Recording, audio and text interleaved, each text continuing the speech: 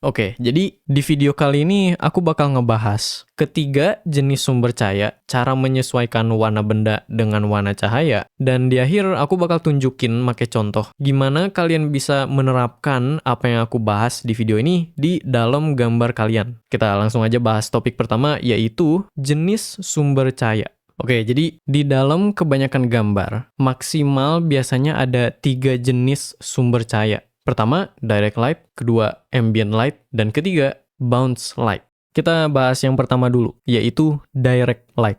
Apa itu direct light? Direct light atau cahaya langsung merupakan cahaya yang dipancarkan langsung oleh suatu sumber. Jadi misalnya, kalau kita punya bola yang diterangkan oleh lampu, lampu tersebut merupakan sumber cahaya langsung karena cahaya yang kena bolanya itu datang langsung dari lampunya. Dan kalau kita ngomong dalam konteks gambar beneran, misalnya kita ambil gambar ini, aku tahu di gambar ini ada sumber cahaya langsung yang datang dari arah kiri. Kenapa aku bisa tahu itu? Karena salah satu ciri khas dari sumber cahaya langsung adalah cahaya langsung biasanya merupakan sumber cahaya yang paling terang dari suatu gambar. Nah, dan efek samping dari keterangan tersebut yaitu cahaya langsung biasanya membentuk bagian cahaya sama bagian bayangan. Jadi misalnya di gambar ini bentuk bayangannya dan ini bentuk cahayanya, dan kedua bentuk tersebut itu ditentukan oleh sumber cahaya langsungnya. Jadi bagian yang menghadapi cahaya langsungnya itu menjadi bagian cahaya dari karakternya, dan bagian yang tidak menghadapinya itu menjadi bagian bayangan dari karakternya. Nah, dan omong-omong soal bayangan, aku nyadar kebanyakan dari kalian menggambar bentuk bayangannya bukan sesuai cahaya yang ada di dalam latar gambarnya, melainkan sesuai kebiasaan kalian.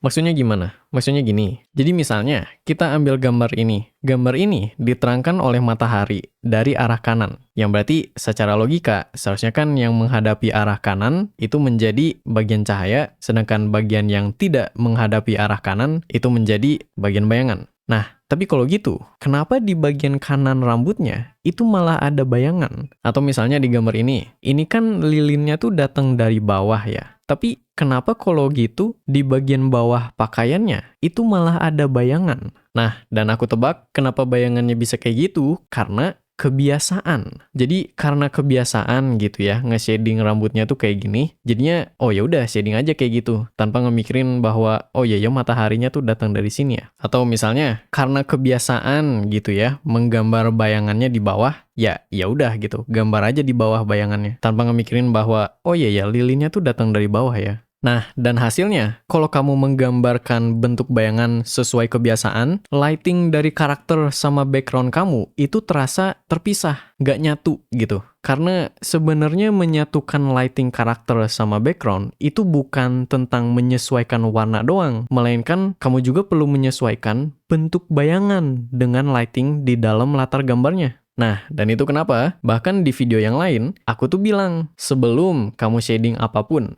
tentuin dulu di dalam latar gambarnya itu ada cahaya apa saja dan dari arah mana aja. Karena kalau kamu nentuin itu terlebih dahulu, kamu jadinya bakal tahu, oh mataharinya tuh datang dari arah kanan. Berarti seharusnya yang bagian kanan itu menjadi bagian cahaya, dan bagian yang tidak menghadapi arah kanan itu seharusnya menjadi bayangan. Atau misalnya, kamu jadinya tahu, oh sumber cahayanya tuh datang dari bawah. Berarti seharusnya bagian yang menghadapi arah bawah itu menjadi bagian cahaya. Dan bagian yang tidak menghadapi itu menjadi bagian bayangan.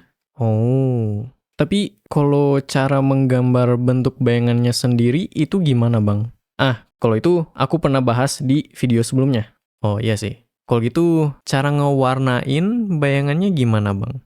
Nah, kalau itu aku perlu tanya dulu. Menurut kamu warna bayangan itu apa? Kayak misalnya kamu lagi menggambar sesuatu gitu ya. Terus kamu pengen gambar bayangan. Nah, cara kamu milih warna untuk bayangannya itu gimana? Ya aku biasanya bikin ini aja sih bang. Bayangannya lebih gelap, terus naikin saturasinya. Oke, jawabannya salah. Lah, ada bener salahnya. Atau gimana kalau bayangannya tuh dingin kayak warna biru, sedangkan cahayanya tuh hangat kayak oranye gitu, Bang? Salah juga. Lah, atau bayangannya warna ungu? Nope, salah juga. Terus warna bayangannya apa dong, Bang? Jawabannya adalah bayangan tidak punya warna. Hah?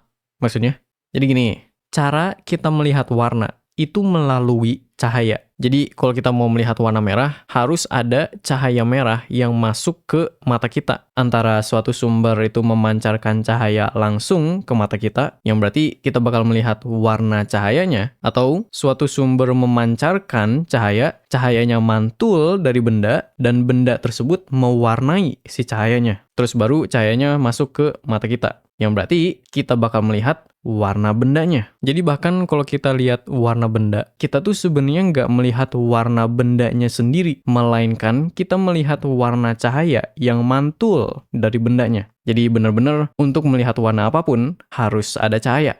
Nah, sekarang pertanyaanku, apa itu bayangan? Bagian yang nggak kena cahaya? Nah, dan kalau tidak ada cahaya, apakah bakal ada warna? Ya, kalau ngikutin logika tadi, enggak sih. Nah, yang berarti bayangan tidak punya warna. Oke, aku ngerti logikanya, tapi kalau bayangan nggak punya warna, kenapa di gambar kayak gini warna bayangannya tuh biru, Bang? Emang kamu kira bayangannya biru karena apa? Ya, aku sih mikirnya karena cahayanya hangat, bayangannya jadi perlu biru dingin gitu, Bang. Bukan. Mau tahu jawaban lebih simpelnya apa? Kenapa? Karena bayangannya kena cahaya dari langit yang warnanya biru. Oh. Dan langit tersebut merupakan sumber ambient light. Apa itu ambient light? Ambient light atau cahaya suasana merupakan cahaya yang dipancarkan oleh suasana. Jadi misalnya di gambar ini kita punya sumber cahaya suasana, yaitu langit biru. Nah, dan ciri khas dari cahaya suasana adalah cahaya suasana itu datang dari segala arah, bukan satu doang, kayak misalnya matahari gitu ya. Ini kan matahari datangnya dari arah sini doang. Nah, tapi langit itu kan mencakup seluruh bumi ya. Jadi cahayanya tuh datang dari segala arah, bukan dari kanan doang, tapi juga dari kiri, dari belakang, dari atas, dari depan. Nah, dan karena itu, cahaya suasana menerangkan semua bagian dari sebuah gambar, termasuk bagian bayangan. Nah, dan itulah kenapa bayangan di gambar ini itu warnanya biru, karena diterangkan oleh cahaya suasana, yaitu langit biru. Oh, tapi kenapa bayangannya doang yang biru, Bang? Kenapa di bagian cahayanya nggak ada cahaya suasana yang biru juga?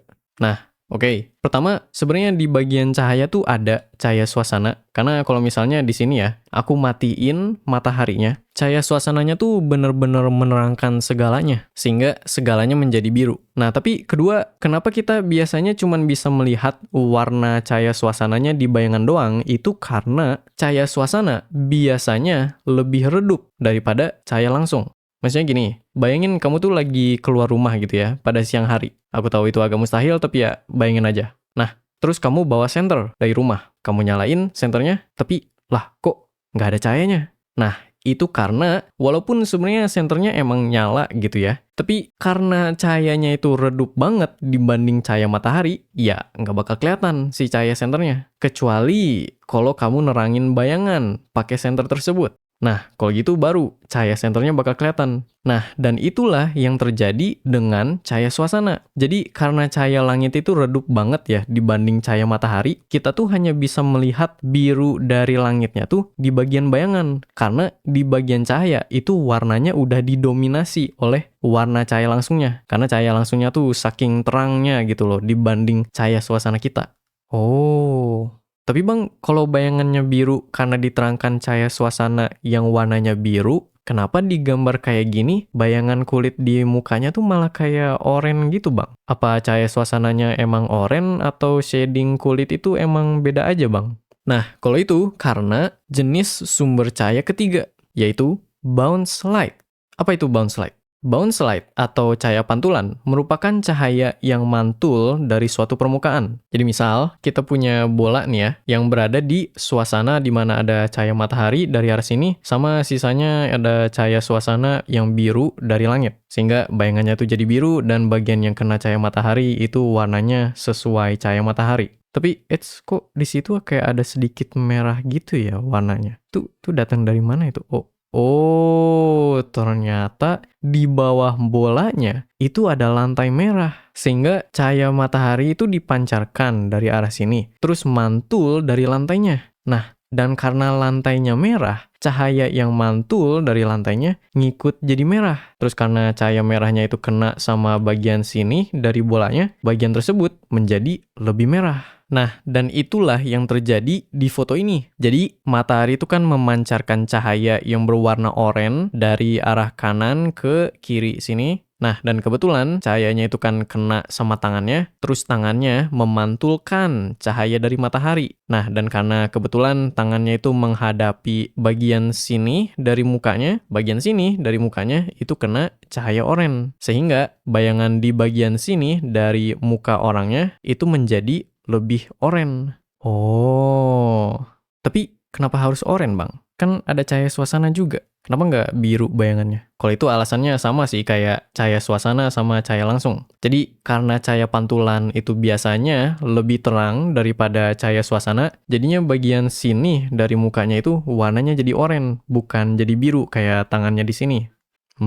Oke. Nah, jadi sebagai kesimpulan, lain kali kalau kamu ngewarnain bayangan, jangan mikirinnya kayak apa warna bayangannya. Karena kan seperti yang kita bahas sebelumnya, bayangan itu nggak punya warna. Melainkan, coba pikirinnya lebih kayak apa warna cahaya yang menerangkan bayangannya. Jadi misalnya, di sini aku mikirnya kayak, ini kan siang hari, berarti kan langitnya itu lagi lumayan biru. Nah, dan karena itu, aku bikin bagian-bagian yang menghadapi langitnya, alias yang menghadap ke atas, itu warnanya agak lebih biru. Atau misalnya, bagian-bagian yang menghadapi rumput, kayak misalnya roknya yang menghadapi ke bawah sama lengan ini, aku bikin warnanya agak sedikit lebih hijau. Soalnya aku mikirnya kayak, oh dari sini ada cahaya matahari, berarti nanti cahaya mataharinya mantul dari rumput, terus nanti kena rok sama lengan dari Frieren. Jadi sebenarnya bayangan tuh nggak cuman punya satu warna doang, melainkan warna bayangan itu literally sekedar apa warna cahaya yang menerangkan bagian tersebut, terus ya sesuaikan warna bendanya dengan warna cahayanya. Yang berarti sebenarnya mewarnai bayangan itu sama aja kayak ngewarnain bagian cahaya, cuman ya bedanya bayangan itu lebih gelap aja. I see. Oh iya bang, omong-omong warna, cara menyesuaikan warna benda sama warna cahaya tuh gimana bang? Kayak kan aku udah tahu nih bahwa bayangannya perlu lebih biru karena ambient light misalnya. Tapi bayangannya tuh perlu segimana biru? Atau bahkan cara jadiinnya lebih biru itu gimana bang?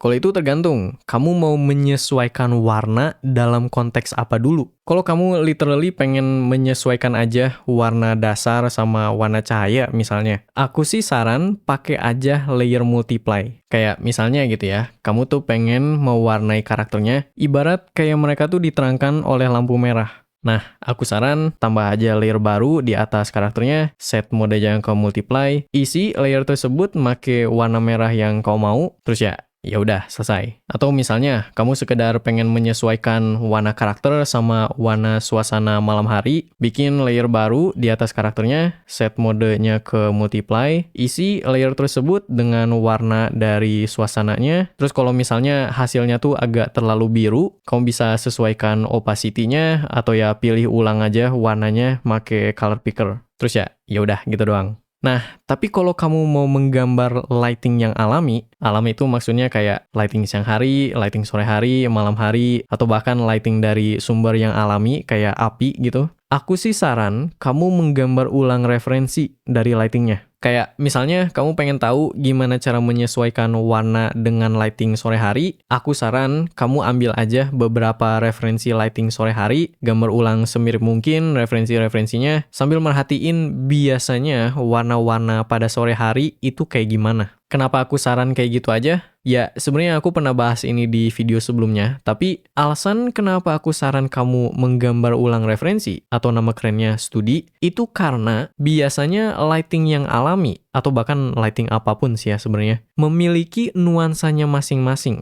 Nah, dan kalau kamu tidak nge-studi referensi langsung dari lightingnya, kamu bakal melewati nuansa tersebut. Kayak misalnya, kamu tuh pengen menggambarkan lighting siang hari. Nah, dan setahu kamu, bayangan pada siang hari itu warnanya biru. Sehingga untuk menggambar bayangannya, kamu bikin layer baru yang modenya ke multiply, terus isi layer tersebut make warna biru. Nah, tapi pas kamu melakukan itu, kok warna bayangan pada kulitnya tuh terasa kayak pucat gitu ya? Nah, itu karena kalau kamu melihat referensi, sebenarnya iya warna bayangannya tuh biru. Tapi khusus untuk kulit, sebenarnya warna bayangannya tuh nggak sebiru itu. Kayak bahkan kalau aku nge-eyedropper gitu ya, warna kulitnya, ini tuh nggak biru sama sekali. Justru lebih ke oranye pucat aja gitu. Nah, tapi karena sebelumnya kamu belum pernah ngegambar referensi siang hari, kamu jadinya nggak tahu itu. Sehingga kamu ngebikin seluruh bayangannya ya warna biru yang sama aja gitu. Sehingga bayangan di kulitnya secara khusus itu terasa pucat.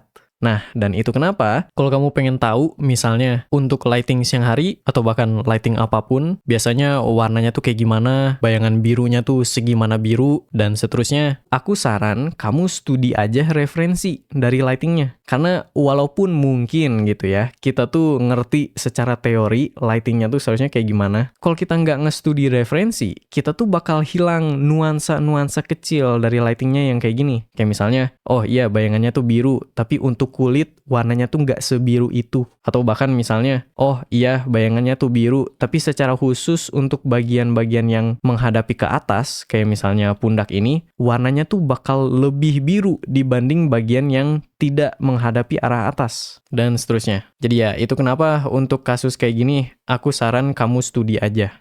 I see. Tapi bang, gimana kalau semisalnya aku tuh pengen menyesuaikan warna benda sama warna cahaya, dan aku tuh pengen hasilnya terlihat kayak, oh ya warnanya seharusnya kayak gitu kalau lightingnya kayak gitu. Tapi aku tuh nggak mau terpatok sama hasil warna dari layer multiply. Nah kalau itu gimana bang? Nah, untuk itu, kamu perlu memahami fisika dari pencampuran warna. Dan jujur aja ini bakal agak berat, jadi tolong fokus. Oke. Jadi gini, sebelumnya kita kan udah tahu ya bahwa cara kita melihat warna itu melalui cahaya. Jadi kalau kita mau lihat warna merah, harus ada cahaya merah yang masuk ke mata kita. Nah, dan berhubungan dengan itu, semua warna cahaya itu merupakan campuran dari 3 warna primer. Warna merah, warna hijau, sama warna biru, alias RGB atau red, green, blue. Nah, dan kalau kita campur 2 dari ketiga warna tersebut, kita akan mendapat ketiga warna sekunder. Kalau kita campur hijau sama biru, kita dapat warna cyan. Kalau kita campur biru sama merah, kita dapat magenta. Dan kalau kita campur merah sama hijau, kita dapat warna kuning. Sehingga cyan, magenta, yellow atau CMY. Nah, dan kalau kita campur ketiga warna primernya secara rata, kita bakal dapat warna putih. Yang berarti bisa disimpulkan bahwa cahaya putih merupakan campuran yang rata dari semua warna cahaya. Oke? Nah, sekarang misal kita punya bola merah yang diterangkan lampu putih. Kenapa bolanya bisa berwarna merah? Ya, karena bolanya merah.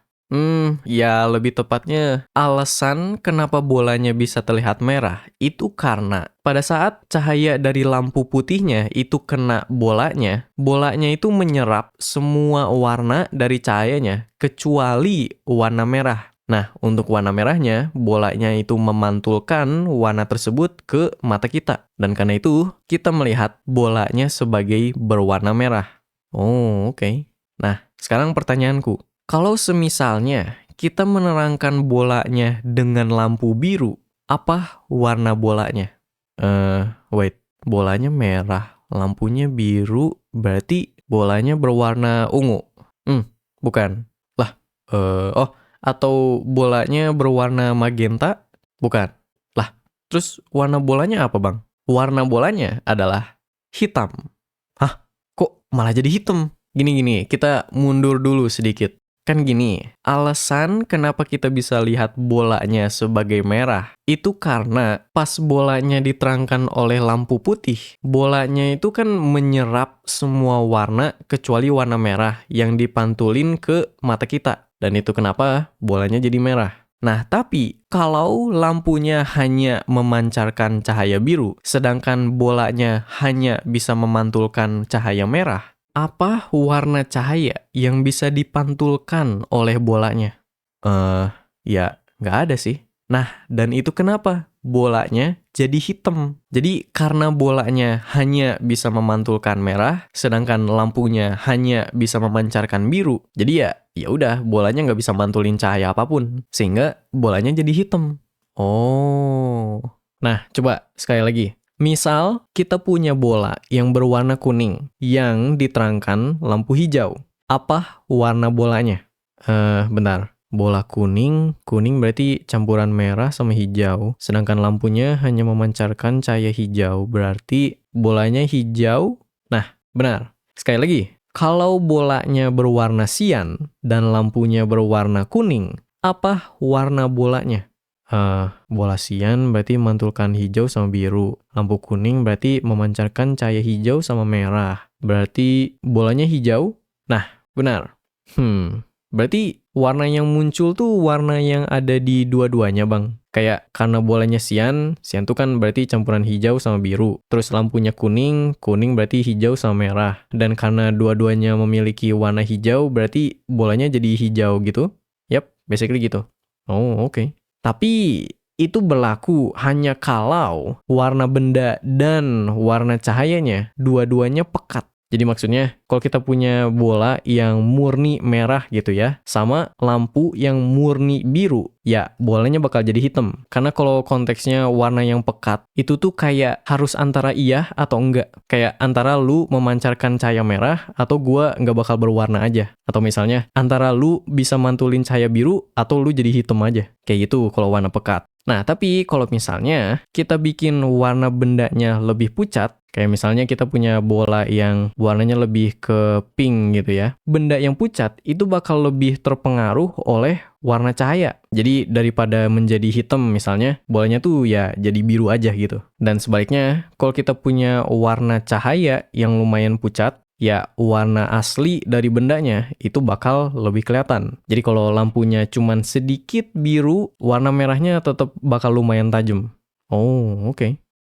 Bentar, kenapa kita ngomongin ini? Nah, itu karena misal kamu pengen menyesuaikan warna karakter dengan warna cahaya yang oranye misalnya. Nah, kalau kamu ngerti cara warna benda menyesuaikan diri dengan warna cahaya, kamu tuh bakal bisa menyesuaikan sendiri warna karakter sama cahayanya tanpa perlu terpatok sama model layer. Jadi misalnya gitu ya, daripada make layer, kita bisa mikirin aja kayak, oke, warna celananya itu magenta agak lebih ke merah, sedangkan cahayanya itu oranye, magenta berarti campuran merah sama biru, oranye berarti campuran merah sama hijau, tapi lebih banyak merah. Yang ada di dua-duanya itu warna merah, berarti secara real seharusnya warna celananya itu lebih ke warna merah. Kayak gitu. Atau misalnya, karakternya memakai vest yang berwarna putih, sedangkan lampunya berwarna oranye. Kalau vestnya putih, berarti vestnya itu bisa memantulkan semua warna cahaya. Jadi kalau kita pengen nyesuaiin sama warna cahayanya, kita ya tinggal rubahin aja seluruh vestnya menjadi warna cahayanya. Logikanya kayak, kan putih itu bisa mantulin semua warna cahaya. Jadi yang ngebatasin warnanya itu bukan bendanya sendiri, melainkan warna cahayanya. Jadi kalau kita pengen nyesuaiin benda yang berwarna putih, ya rubahin aja warnanya menjadi warna cahayanya. Dan ini berlaku bukan hanya untuk benda yang berwarna putih, melainkan apapun yang warnanya pucat. Kayak misalnya kemejanya gitu. Kan ini kemejanya abu, berarti ya kalau mau sesuaiin tinggal basically bikin warnanya sama aja kayak warna cahayanya, cuman lebih gelap aja gitu.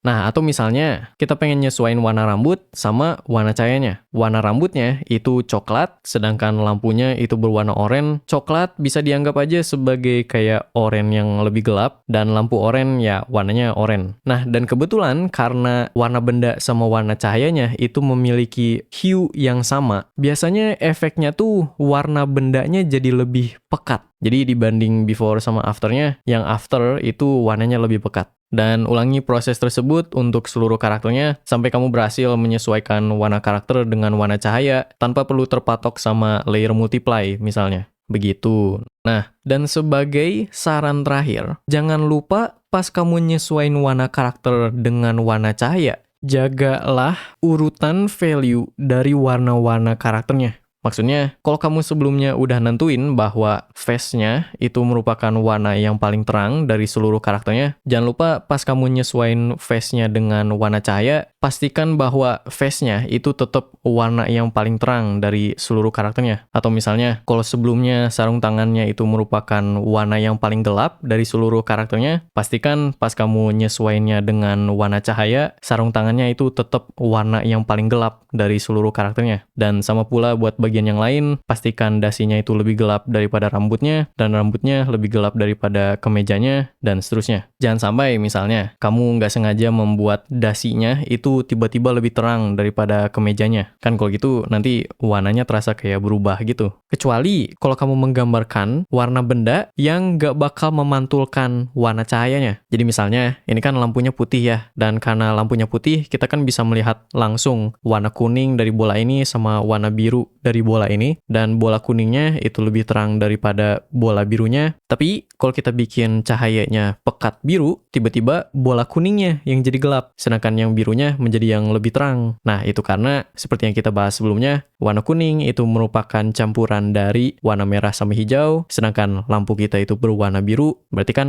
bola kuningnya nggak ada cahaya yang bisa dipantulin gitu. Sehingga warnanya menjadi lebih gelap daripada bola biru yang bisa memantulkan cahaya dari sumber cahayanya. Oh, iya sih. Oke.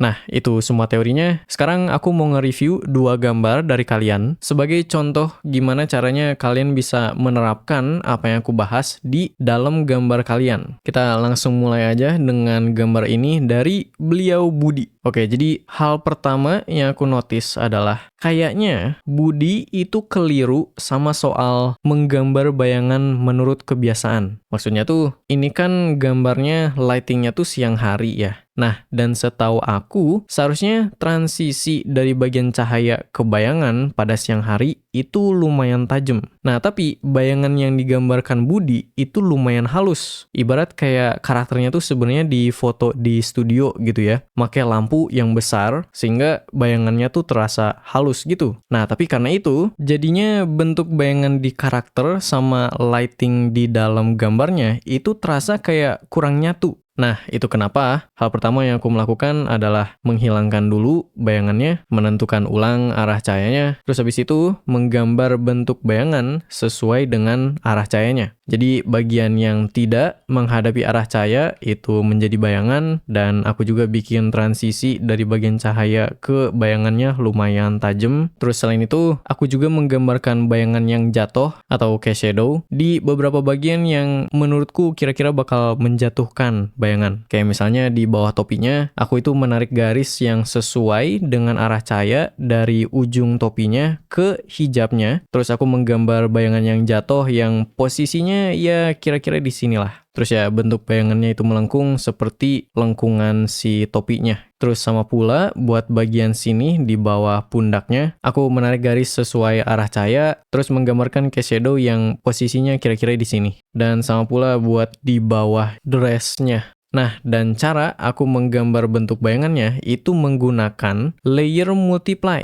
Jadi di atas layer karakternya, aku itu nambah layer yang modenya multiply, terus isinya literally cuman warna abu gini doang. Nah, kenapa aku pakai layer multiply? Karena, ya sebenarnya karena malas aja sih. Tapi pertama itu supaya aku bisa fokus aja menggambar bentuk besar dari bayangan karakternya, tanpa perlu mikirin warna bayangan dari setiap warna karakternya. Jadi aku nggak perlu mikirin kayak untuk warna putihnya value-nya tuh segini, atau untuk warna birunya value bayangannya tuh segini, dan seterusnya untuk setiap warna dari karakternya gitu. Nah, tapi selain itu, alasan kedua kenapa aku pakai layer multiply itu kan setelah menggambar bentuk bayangannya, aku tuh kan pengen mewarnai bayangannya sesuai dengan warna cahaya suasananya, yaitu biru. Nah, dan kalau aku pakai layer multiply, aku bisa melakukan itu dengan sekedar membuat warna layer multiply-nya itu sedikit lebih biru. Jadi dengan mengubah warna di layer multiply-nya doang, aku bisa mengubah warna untuk seluruh bayangannya gitu. Jadi ya, biar lebih efisien aja sih. Nah, dan berhubungan dengan nuansa lighting yang aku sebelumnya ngebahas, aku bikin warna dari beberapa bagian karakternya itu lebih pekat. Kayak misalnya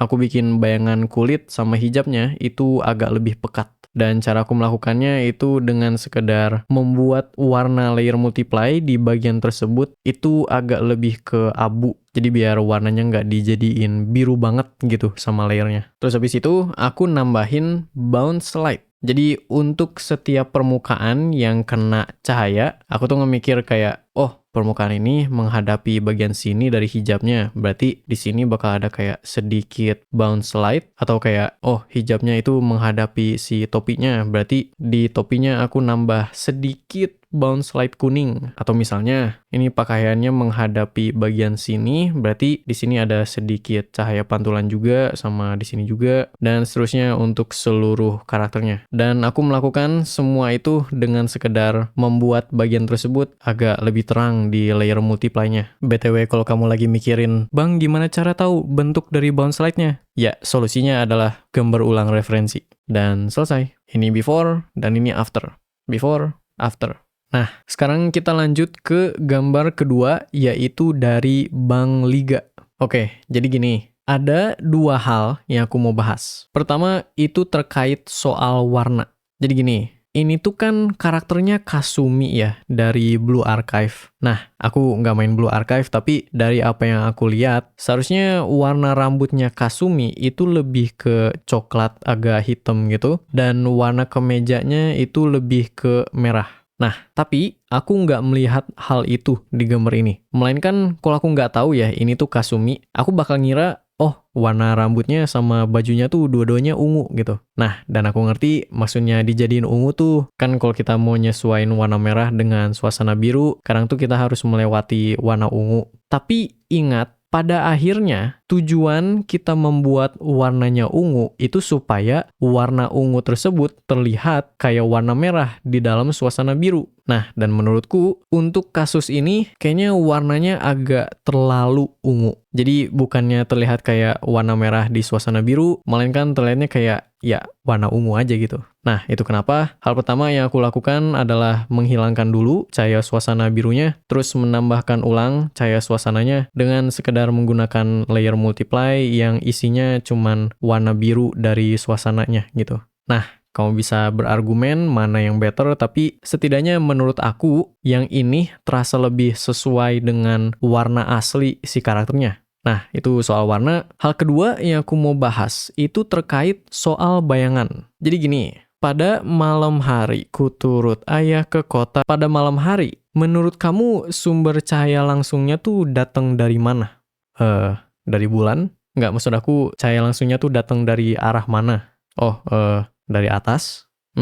Oke. Jadi gini, pada malam hari, cahaya langsungnya itu datang dari nggak ada.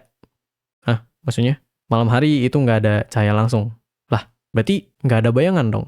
Nah, itu dia. Jadi pada malam hari, kan mataharinya tuh nggak ada ya. Jadi seluruh suasananya itu diterangkan oleh cahaya suasana doang. Nah, dan karena cahaya suasana itu datang dari segala arah, kalau kita ngomong secara dunia nyata, seharusnya nggak ada bayangan yang tajam kayak gini pada malam hari. Melainkan bayangan yang ada itu biasanya halus kayak gini. Nah, dan bayangan halus ini sebenarnya punya sebutannya sendiri, yaitu ambient occlusion. Apa itu ambient occlusion? Jadi ambient itu kan artinya suasana, sedangkan occlusion itu berarti penutupan. Jadi bisa disimpulkan bahwa ambient occlusion berarti bagian yang tertutup dari cahaya suasana. Secara khusus, biasanya ambient occlusion itu muncul di area-area yang sempit. Kayak misalnya, ini kan bola sama lantainya tuh berdempetan atau bahkan bersentuhan. Nah, dan karena itu, di antara bola sama lantainya, itu ada area yang saking sempitnya, sampai cahaya suasana pun itu kesulitan untuk menyempil ke area tersebut. Dan karena itu, muncullah bayangan halus yang kita sebut sebagai ambient occlusion. Nah, dan itulah yang aku nambah di sini. Jadi, aku tuh nambahin ambient occlusion di bagian-bagian yang sempit. Kayak misalnya di antara dagu sama lehernya, di antara helai-helai rambutnya, sama di kerah kemeja karakternya. Dan karena itu, gambarnya jadi terasa agak lebih 3D dibanding kalau nggak ada bayangan sama sekali. Tapi ya, sebenarnya terserah kalian sih ya, mau nambahin ambient occlusion atau mau flat aja kayak gini. Selain itu, sebenarnya bayangan halus itu nggak terbatas untuk malam hari doang ya. Melainkan kalau hari lagi mendung, bayangannya bakal lumayan halus juga. Soalnya kan cahayanya nggak datang langsung dari matahari, melainkan cahaya mataharinya tuh agak kehalang sama awan, sama kabut di dalam suasananya. Dan awan dan kabut tersebut itu menyebarkan sinar cahaya mataharinya. Dan karena cahayanya lebih tersebar, jadinya bentuk bayangannya lebih halus. Dan sebenarnya ambient occlusion itu nggak terkhusus untuk lighting yang cuman ada cahaya suasana, tapi pokoknya kalau ada bagian yang sempit aja, bagian itu tuh bisa ditambahin ambient occlusion. Kayak misalnya di gambarnya Budi ya, ini kan lightingnya siang hari, tapi karena ada bagian-bagian yang sempit, kayak misalnya di lekukan-lekukan celananya, atau misalnya di antara dress sama celananya, aku ngenambahin sedikit ambient occlusion, dan karena itu gambarnya jadi terasa agak lebih 3D. Selain itu, sebenarnya ambient occlusion itu nggak mesti halus sih. Kadang artis tuh menggambar efek ambient occlusion lumayan tajam, atau bahkan sebagai sebagian dari line art karakternya. Tapi ya, itu topik untuk lain kali.